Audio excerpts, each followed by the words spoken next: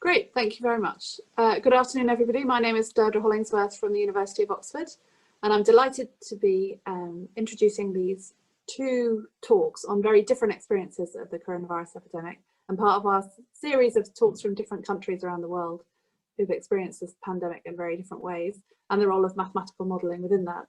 And our first speaker is Dr. Luc Coffeng from Erasmus MC. Luc trained as a medical doctor initially and is now an epidemiologist with a broad range of experience, including across helminths, neglected tropical diseases, and now coronavirus. He's an assistant professor at Erasmus MC in the Department of Public Health. And over to you, Luc. Looking forward to your talk. Thank you. Thank you for the kind introduction, Deirdre. And thank you so much for the organizers. Thanks to the organizers for inviting me. Today, I have a handful of slides for you on the topic of the Dutch experience in dealing with the corona crisis. And the title of my talk is COVID-19 Modeling, a Facelift of Control and Other Exit Strategies. Let's see. Yes. So I'll start with a timeline of the number of confirmed infections on the left and the number of IC admissions on the right, starting sometime in late February. In purple are all the cases that were known up to a week ago, and the yellow part is what was reported in the last week. These figures are very recent from this morning. I downloaded them from the National Institute for Public Health website. I'll give you a brief overview of the history, the recent history. So in January, the Dutch government and the RIVM, the National Institute for Public Health, felt well prepared when they became aware of the Wuhan situation. Then early February, 15 Dutch people were evacuated from Wuhan and quarantined without further precautions, and no infections were diagnosed. Another 5 followed within the same week. And then on the 16th of February, numerous passengers returned from a cruise ship that had been in East Asia. And on this cruise ship, COVID-19 had been confirmed, though none of them were Dutch. And these Dutch passengers who returned were not quarantined unless they felt ill. And this only shows how low awareness was and how little we knew of the infection at the time. Then, in hindsight, disaster struck. In the weekend of 23rd and 25th of February, it was the annual tradition of Carnival, which is the Dutch word for a Roman Catholic tradition that's held in the southern part of the country, which is held the weekend before Lent, before fasting. And this is basically a weekend of lots of party, lots of drinking, and a lot of people together. And within the same week, the first confirmed infection was notified in a person returning from Italy this time, coming back from a skiing holiday. And 2 other family members were positive as well. And the same night, a lady turned up at the ER after returning as well from a skiing holiday, and contact tracing was done. By the 1st of March, we had 10 confirmed infections. And 2 days later, the first confirmed death of a 86-year-old man in Rotterdam. Then about 2 weeks after Carnival, disaster struck in Brabant, where Carnival is it's a province in the south of the Netherlands where Carnival is heavily celebrated. We had an outbreak in the hospital in Tilburg. And from there on, things escalated rather quickly. In the middle of that, the government announced that people should not shake hands anymore, emphasizing hand hygiene and keeping a distance. At this point, schools were still open and people were still going to work. Then 2 days later, the number of confirmed cases rose above 500 and the government announced an intelligent lockdown, meaning that people had to work from home. All schools, universities and hospitality services were closed. Children were homeschooled social distancing was called for, events were cancelled, and you may notice that the wearing of face masks was not part of official policy at the time. The Dutch population gave heed to most of it except for social distancing. This was a week when spring weather was very nice, and I think that particular weekend the beaches were quite full with people. So on the 16th of March, the Prime Minister gave a stern speech imploring people to adhere to the measures.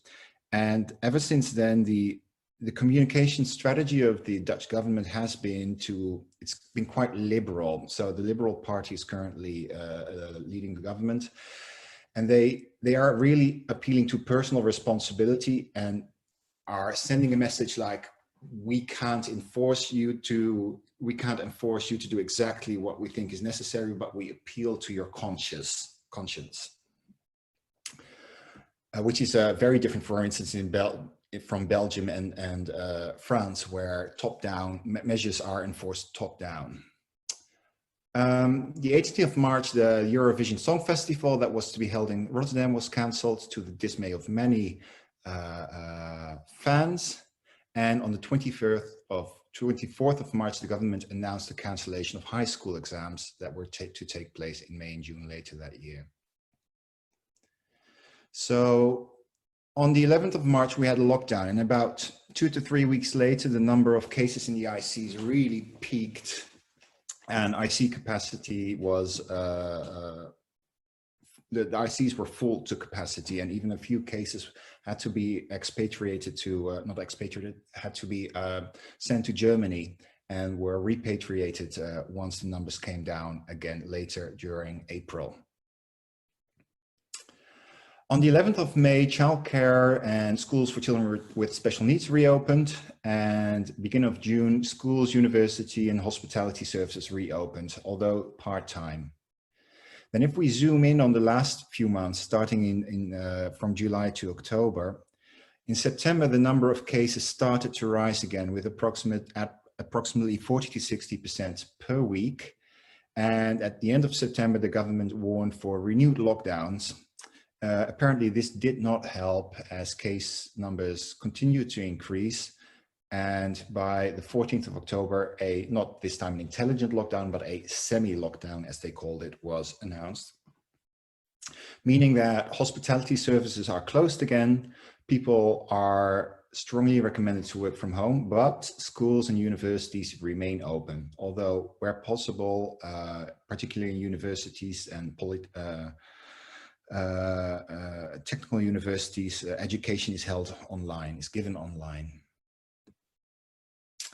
So in all of this, modeling played an important role, as I don't need to tell you. The models provide a glimpse at the potential outcomes of policy decisions.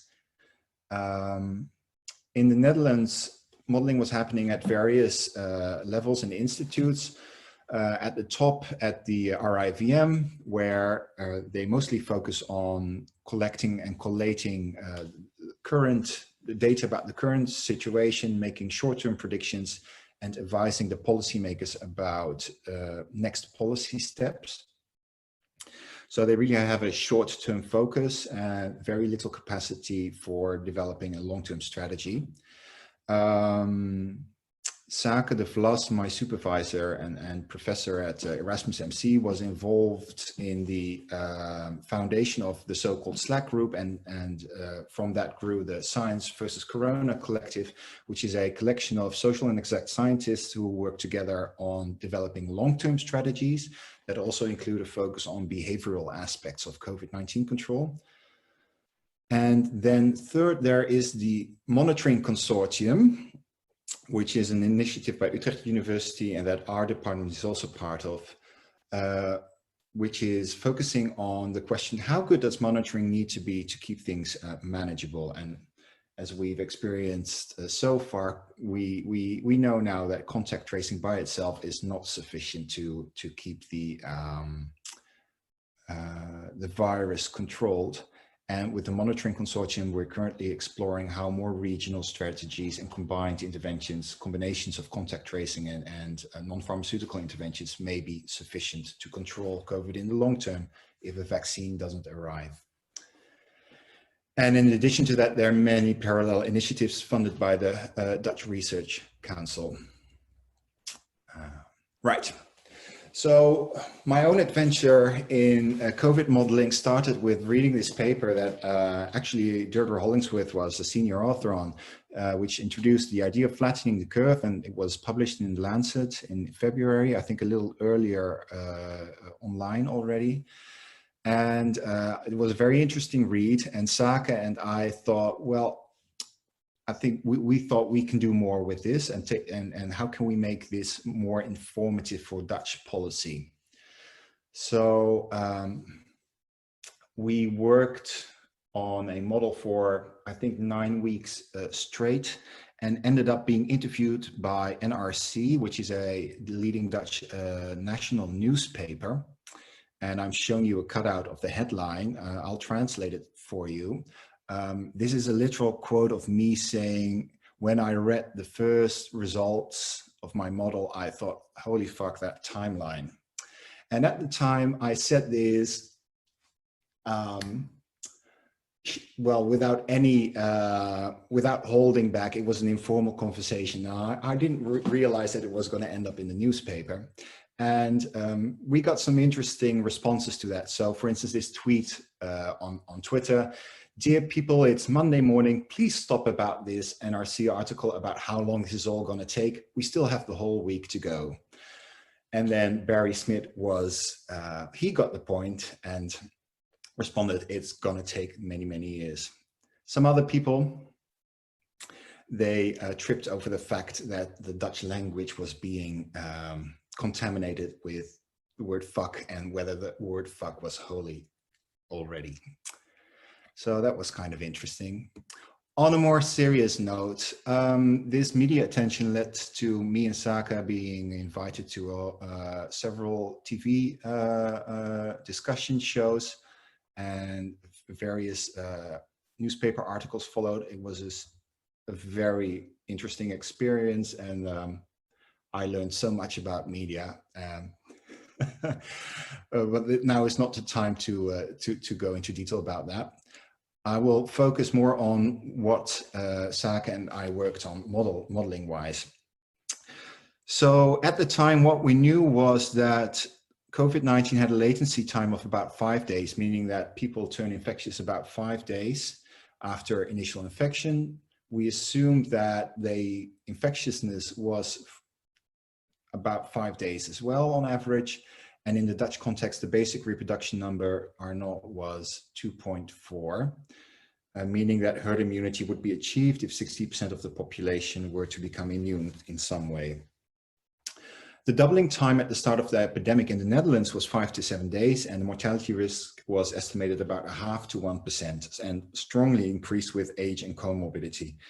And the reason why the Dutch ICs filled up so quickly was that the COVID outbreak in the south of the country, where Carnival was held, reached a lot of elderly care homes. So at the start of the epidemic, relatively old people entered the healthcare system. Maybe obvious to most of you, but I just want to name the challenges related to COVID-19 control. First off, elimination is not feasible as transmission can occur or before or without symptoms. It's unclear whether and when a vaccine will be available. We still don't know how many infections are actually around, because it all depends on testing and the willingness of people to get tested. It's very tricky to assess and estimate how age groups mix and how this affects transmission, although it seems that children do not contribute to transmission as much as adults. It's very difficult to disentangle the effects of the individual components of the lockdown policies that we've had so far. And we don't know yet how and where transmission takes place exactly. And a often quoted little, what shall I call it, byte of information is that 50% of the transmission takes place within households. And this is often used in public debate as an argument for not closing down hospitality services. However, what most people not realize is that this estimate is based on traceable contacts only. And of course, you won't have an epidemic if the virus does not transmit between households. So obviously, transmission between households is essential to this epidemic, but we don't know yet where and when it takes place. At least the full lockdown package seems to work. So despite all the above, can we think of a way out? So at the time, Sake, de Vlas and I came up with this idea of a regionally phased release of the epidemic with the aim to achieve herd immunity through national infection in a controlled manner. And this was purely a theoretical exercise to see whether it was possible given the characteristics of the virus and what the timing of such a plan would be. Of course, there are a lot of other considerations for such a strategy, like which we'll get to. So the focus of our modeling was a geographical perspective where we focused on local, regional, and national transmission. We built an individual-based model to account for variation between individuals in terms of contact rate, disease history, and policy adherence, focusing on the prediction of case numbers, IC load, and the level of prevalence of immune people. We explicitly kept it very simple, and we avoided the modeling of age groups to avoid having to make assumptions about age mixing. And thus we could also not model mortality explicitly. We used a SEIR model, which I'm showing you here on the bottom in its simplest form, but we implemented it in a geographically stratified population. The schematic I'm showing you here is such a population. Every circle is a community with the size of the circle representing the size of the population. And in each of these communities, which we call clusters, we have an SEIR model running. Now, these clusters are clustered themselves in so-called superclusters, which can be taken to represent provinces or administrative area for which policy decisions are made. At the time, we assumed that transmission occurs for 90% within the clusters, for 5% between clusters, but within the superclusters, and for 5% at the population level. And I'll show you in a minute how that was conceptualized. We had absolutely no data to inform. This was a guess, really. And we performed sensitivity analysis to see how important this was for this phased control strategy that we, or phased release of control strategy that we came up with. So the individual-based SEIR model was implemented as a compartmental model.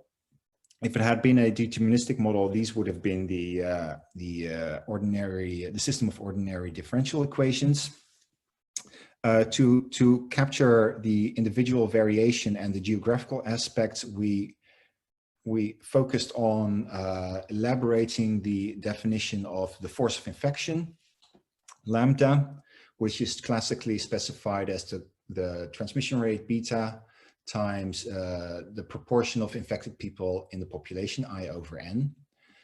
And we expanded this to this monstrous equation, which I'm gonna go through with you.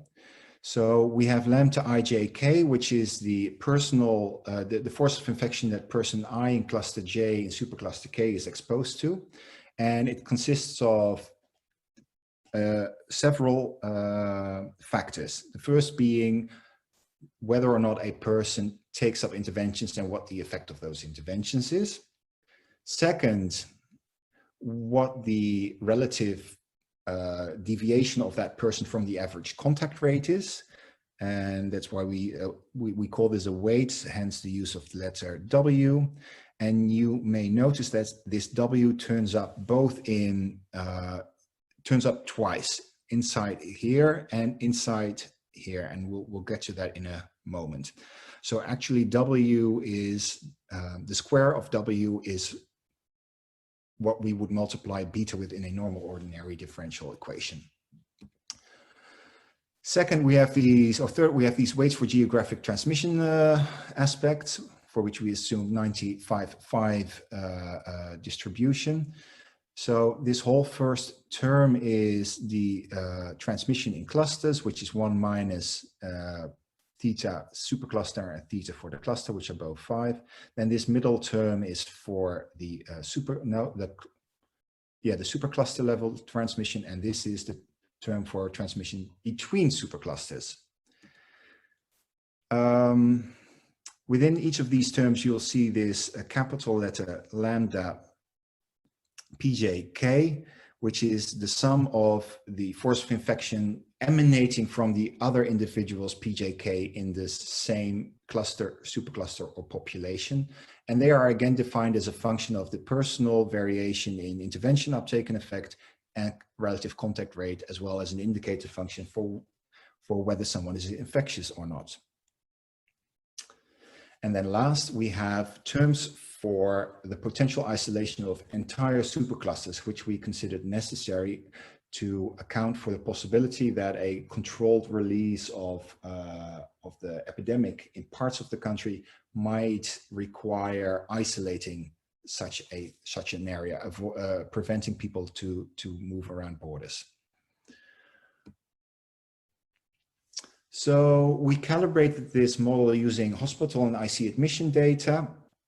Among the known cases at the time, about 1/5 was admitted to the hospital. I'm talking about April 2020. Of those in the hospital, about 1 in 5 again was admitted to the IC. IC admissions took on average 20 days with almost exponential or super exponential variation. Trends in IC admissions were obtained from a national data bank. And most importantly, actually, we had some estimates of seroprevalence early during the epidemic, which was pivotal to estimate the number of infections that had already occurred by the time the lockdown was initiated. And 3 weeks after the initial lockdown, around 3% of blood donors, this was a sample of blood of national blood donors from the National Blood Donation Bank.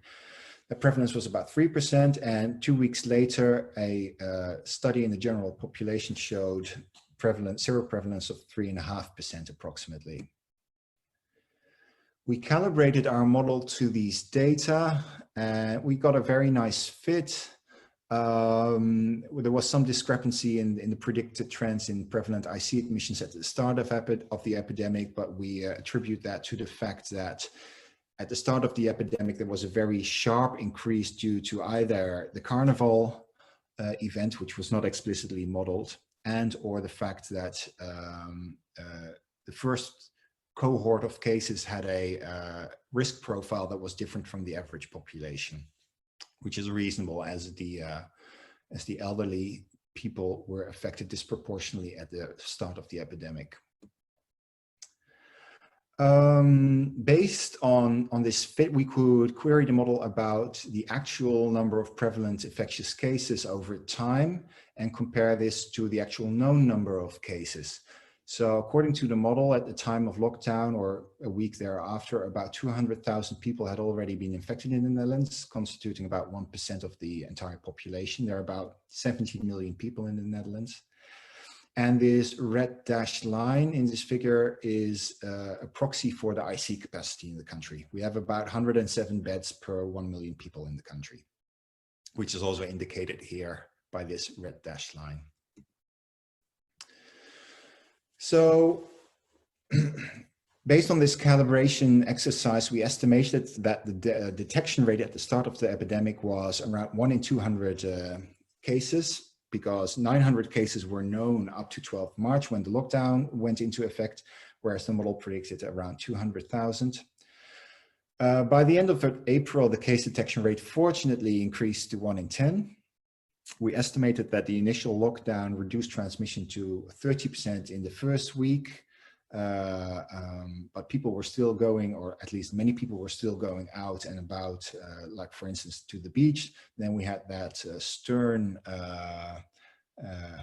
talk by the Prime Minister, and we estimated that a week later transmission was further reduced to 15% of the original intensity.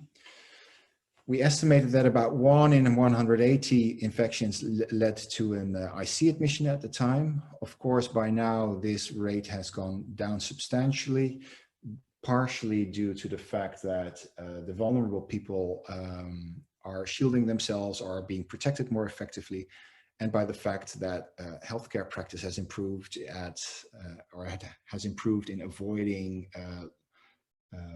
hospital admissions leading to IC admission. So treatment strategies have improved. So at the time, this all translated to a maximum number of prevalent infectious cases that the Dutch IC capacity could cope with of about 0.6%, so 6,000 infections per 1 million. So now we calibrated the model. We wondered, what if we implemented a facelift of control region by region? So I'm taking you back to this schematic of the model. We are starting with a population of 2 million people living in 2,000 clusters in 20 superclusters. And we introduced the infection in a few superclusters representing the south of the country, and that's going to be this region here. We simulate a lockdown until day 0, such that the Dutch national trend in numbers of cases is reproduced until the 1st of May. And then from day 0 onwards, which is to the 1st of May, we initiate the facelift of control, meaning that we lift control measures one by one in each of these superclusters. And let me run the simulation for you. So you can see time running in the top left. This is the initial wave and the lockdown. Things cool down, some immunity develops, and now the facelift is starting. We see these superclusters taking turns in having local outbreaks and then cooling down into a phase of prolonged immunity. In this model, an important assumption is that after infection, people remain in the recovered or removed compartment, meaning that we essentially assume that immunity is lifelong, or at least as long as the duration of the simulation, which in this case is about 2 years. The final level of immunity is about 75%, which is more than sufficient for herd immunity. There is epidemic overshoot because of letting the epidemic run uncontrolled. So as soon as the herd immunity is achieved, there's still so much infection around that excess transmission events still occur. Though IC capacity is fortunately not overburdened. The whole epidemic takes about 2 years this way, with an optimal timing of the facelift as we implemented here, which was about 45 days apart between superclusters before lifting control. And towards the end of the strategy, that interval was shortened. In a more standard way, where we keep the interval the same, it takes a little longer than 2 years, here almost 3 years. Here we have an interval of 45 days throughout the facelift. And then it takes about 2.5 to 3 years. We performed a sensitivity analysis for assumptions that we were unsure about. It turned out that the crucial elements of this strategy is the number of phases that you define. The more phases you define, the lower the risk of overshooting IC capacity. The time interval between the phases was crucial, as well as adherence to control measures in regions that were yet to lift control.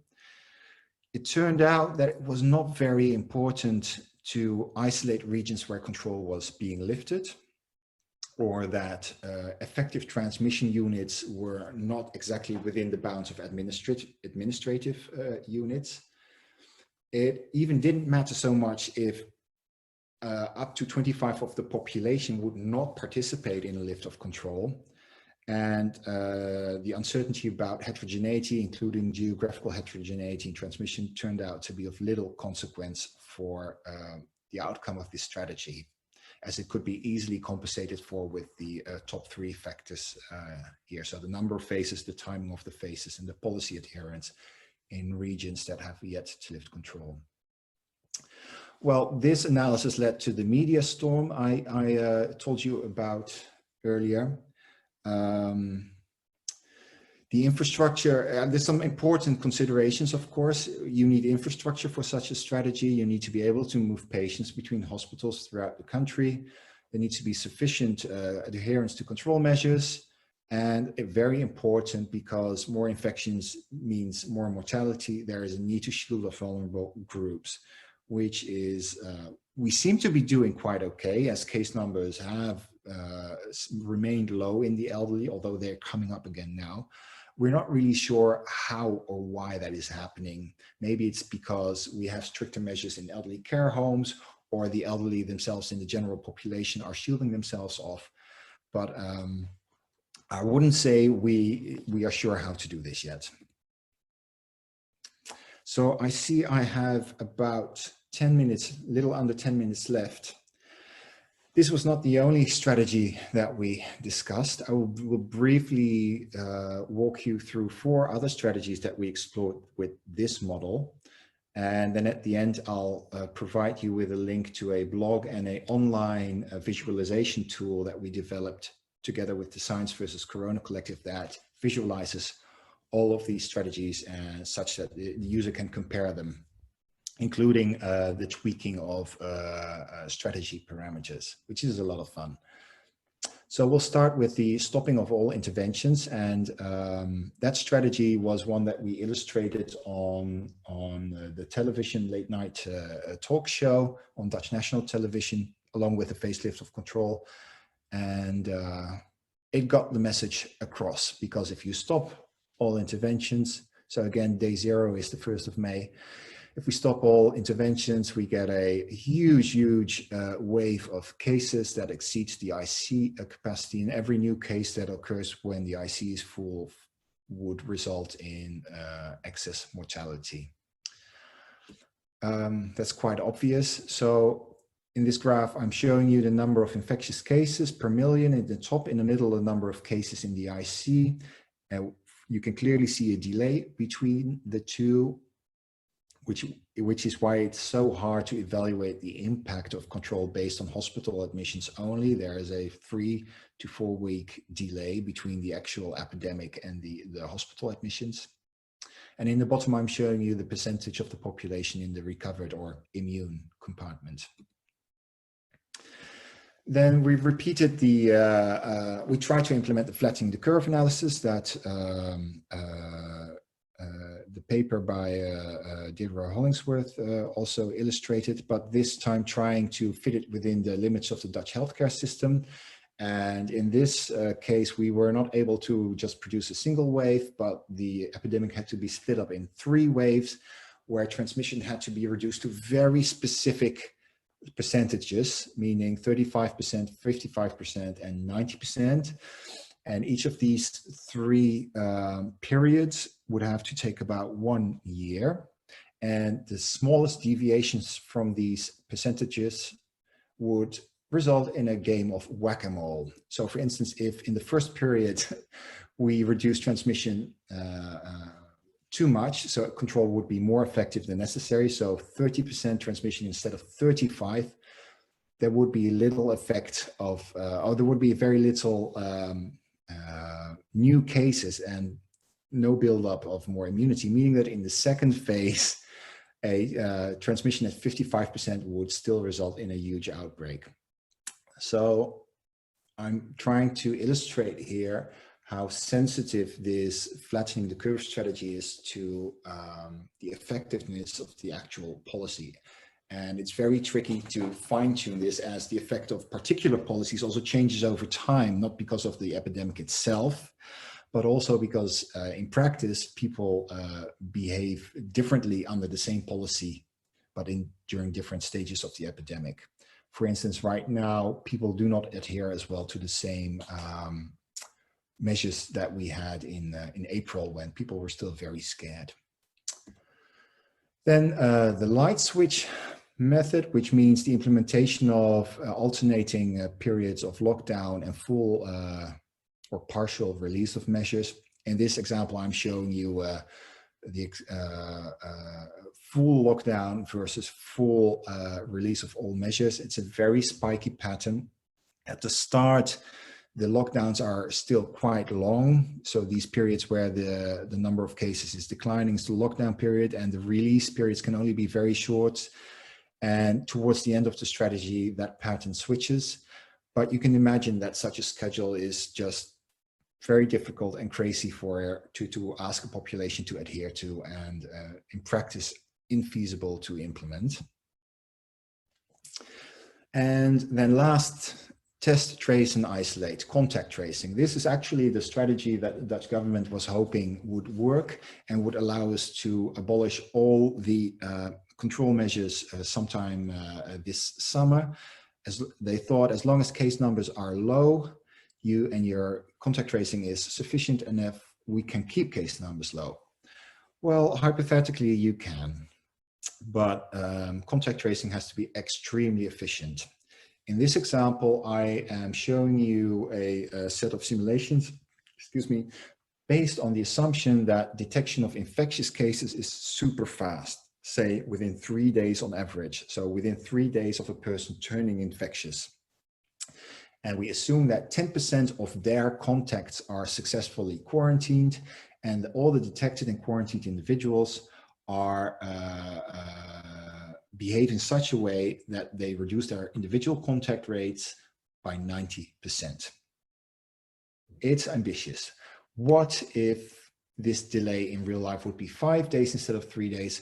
Well, this curve, this epidemic curve explodes again, and to counter such a delay with the other parameters, one would have to detect, instead of 10%, 50% of the exposed contacts. And the Dutch government had an app, mobile phone app, developed to support the detection and notification of contacts of known COVID-19 positive cases.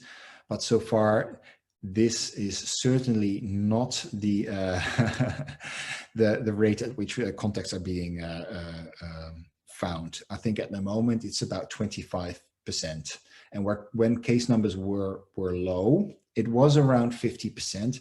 But the impression is that people do not adhere to the quarantine or isolation measures as well, and certainly not to 90%, leading to a 90% reduction in individual contact rate. So some concluding notes.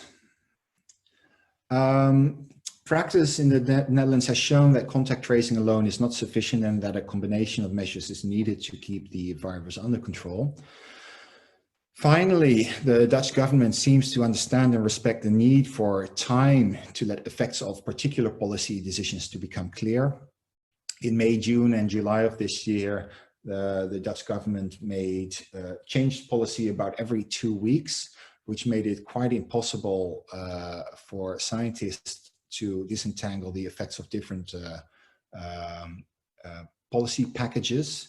And this was further made quite impossible because case numbers were very low at the time. So I think it was a lost opportunity, a wasted opportunity to actually learn something about the policy measures. Now, as of this last lockdown that started mid-October, the government has stuck to it. They haven't changed the policy so far, and we're now finally seeing a stabilization of the number of new cases that is detected each day. An open challenge is still that we don't know what the effects of the individual components of lockdown strategies are. And even if we do now, people will probably respond differently to the same policy in the future. So this will remain an open challenge, I think.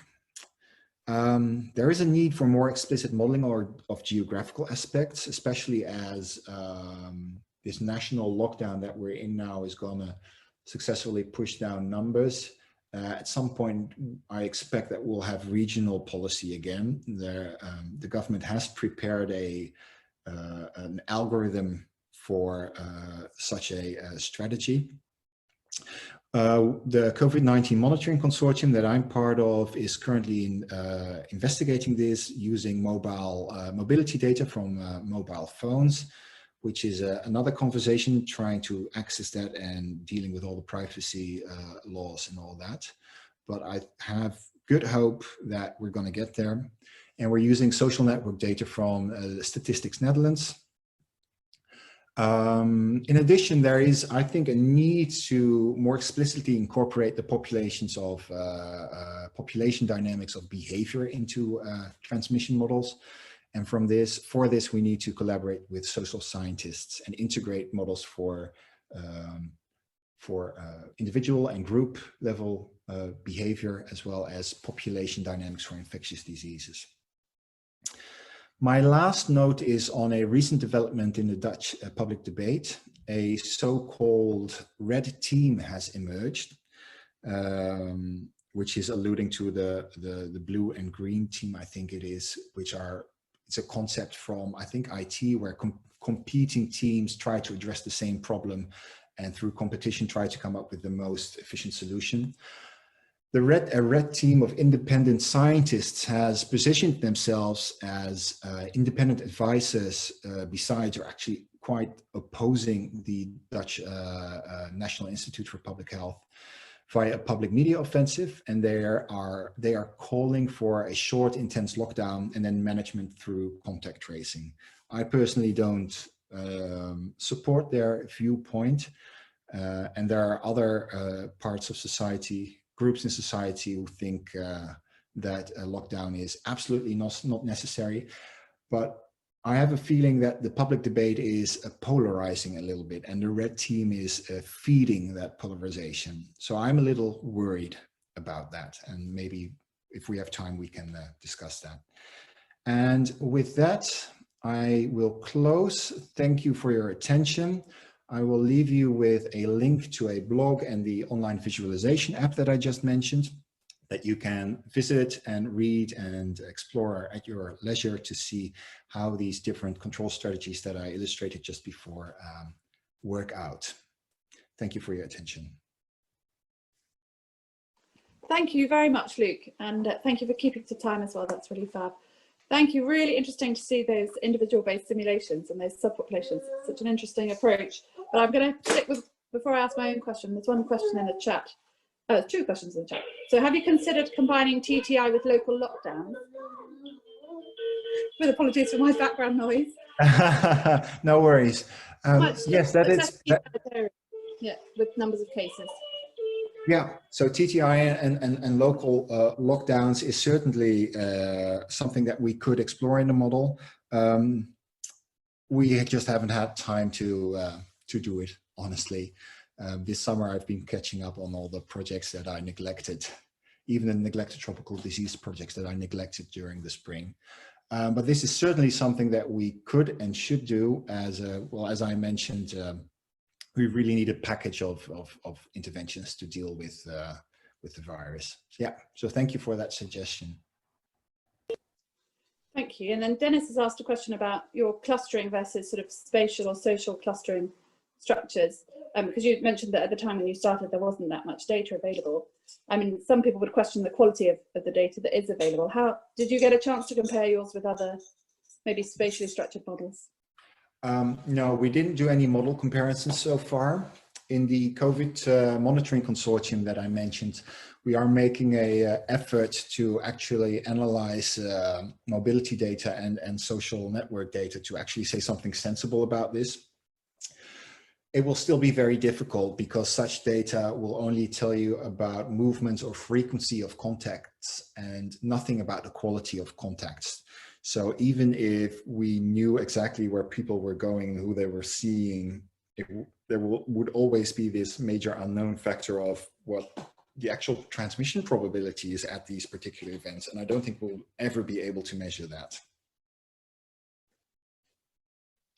Thank you very much. Dennis had a good question, actually. Are there other countries which are similar but responded differently, or places that had the same response? You know, so are these two examples completely unique, both in terms of the setting and the response, or are there other examples which were similar in some way? I think for the Dutch context, I can say that epidemiologically, it's a run-of-the-mill West European country. Healthcare-wise, it is a little special in the sense that the Netherlands have very few IC beds available. I think one of the lowest IC per capita rate in Europe, because our healthcare system is organized and constructed in a way to basically keep people out of IC, or actually reducing the need for IC care through effective care at less intensive levels. In contrast, for instance, German healthcare is what I think is more defensive or maybe aggressive, where it's far more easier for patients to enter second line healthcare, so hospital admission. And as an effect, historically, Germany has triple the number of IC beds per capita compared to the Netherlands. And this is also the reason why some of the Dutch IC patients at the start of the epidemic were moved across the border to Germany. Other than that, I think that the differences between countries, the differences in trends in infection that we see in Western Europe, in continental Europe so far, are not so much the result of differences in policy, but rather still the effects, the aftershocks of the initial epidemic and the chance effects that played a role there. For instance, in Lombardy, where things just exploded because they were not aware yet, that is also affecting the situation still now, and how the epidemic evolves there now. I don't think it's so much a effect of a different approach. I think the lockdown strategies that are implemented around Europe are not as heterogeneous as we like to think, which makes it very difficult to disentangle the effects of the components. Just to talk about the behavioural side of resurgence, one more question has come up, Luke. I don't know if you can see it in the chat, but it's about classically Erasmus led the way in neglected tropical diseases in modelling systematic non-compliance or non-adherence or non-access to interventions. Do you have a feeling in the Netherlands whether it's behaviour of a small group of people that is changing the dynamics of the epidemic, or do you think it's that lots of people are just doing the odd thing, which is leading to transmission? And you're muted, Luke. Mm-hmm. Thanks. Good question.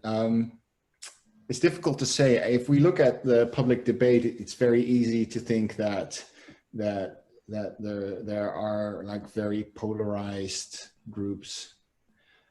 But I think they are rather small, because public media tends to focus on these polarized opinions.